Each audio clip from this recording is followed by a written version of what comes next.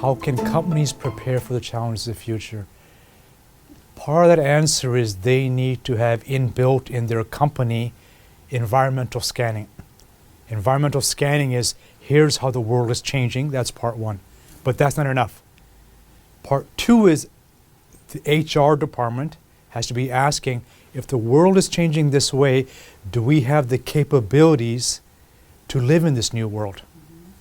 So when I work with law enforcement, they say, okay, we're moving from physical crime to cyber crime. Do we have the right skill sets where it doesn't matter how strong you are, it's how quick your brain is? So that's the first question. How is the world changing? Second, do I have the capability? Third is, what's my vision for my organization? Where might we be in 10 years? So that's a different skill set. That's the CEO or the chair of the board saying, okay, in Horizon 1, we're meeting many challenges. That's very cool, right? But where will we be in 10 years? That's Horizon 3.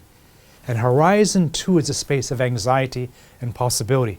Everything's changing. What will I do in that future? That's the capability question. Do I have the right capabilities? Now, ultimately, there's a fourth part to this. This is, do I have the right narrative? The narrative is the storytelling part. So in the work we do, really all of us are storytellers. So is the story I'm telling about the future I want, is that story serving me? Now, this stuff is difficult. One group I was working with, I said, what's your story? They said, well, we're bludgeoned by the present.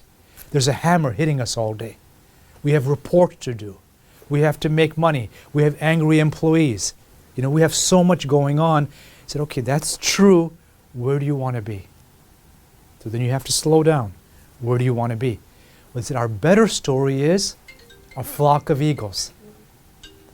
And that's a perfect example. You want to be a flock of eagles? There's a phone call, right?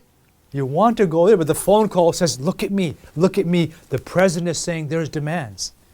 So you have to think through, okay, what would a flock of eagles look like? You have the big picture. You're flying together.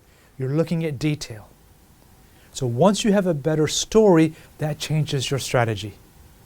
Now that's true for companies, but it's very true for persons as well. Every person has a life story. So the story reframes how you see yourself. It reframes how you see others. So you're now looking for different types of opportunities. So the story tells you how you can be different. Some are, some aren't. The ones who are, I ask them, why are you? There's one country I was working with, I said, why are you so futures-oriented?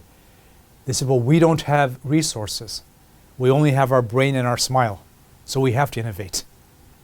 So that's one group that does it. The second group are people who are behind. If they're behind and they keep on trying to catch up, they're living the story of the country that's ahead. So you have to think, what's the story where I can leapfrog, jump over them? I don't play their game, I play a different game. So many countries, of course, take foresight, future studies seriously.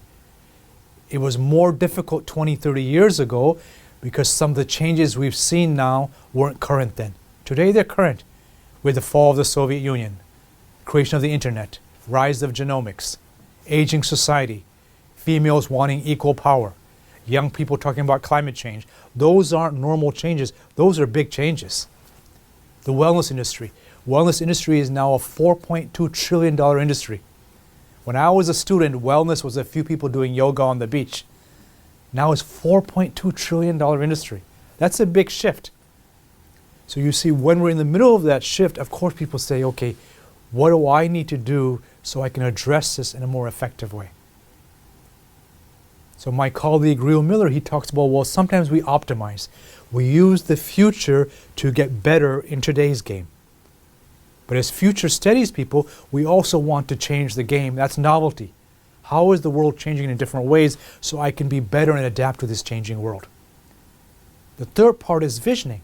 Futures is visioning, where do I truly want to go? Many people don't live their vision. We call that they've purchased a colonized future. They're living someone else's future. So if I don't figure out where I want to go, I live someone else's future. So when I work with young people, right, they're often living the future of their parents. Mom and dad said I should do this.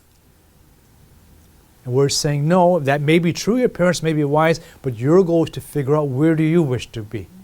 So futures is not just for companies or for countries, it's a core skill set for everyone. How do I be more adept at understanding, creating, and imagining the future I want? And what skills do I need to live in that future? That's an entire different skill set.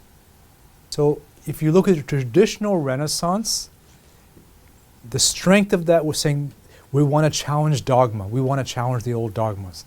So a magazine we used to edit was called New Renaissance. And the South Asian philosopher P.R. Sarkar, he talked about the New Renaissance. The Renaissance is multiple. One is gender equity, men and females cooperating. Two, it's moving towards a world where men are not above nature, it's humans working with nature, living with nature. Three, it's our identity not being about ego, it's about or religion, or even about nation. Our identity is as human beings on a planet. So we're challenging gender inequity, we're challenging domination, and we're challenging who we are. So New Humanism is saying you expand your mind. It's called the liberation of intellect. So when I heard that term, I was puzzled. What do you mean liberate the intellect? He said, no, because the tool you're using is the problem. For most people, their mind is not a friend. The tool they're using to understand the world is the issue. So you want to learn about the tool you're using. Is my mind my friend, or is my mind the enemy? How can I change my mind so it better understands things as they are and use my mind to create the world I want? That's a new Renaissance. So that's a Renaissance in everything.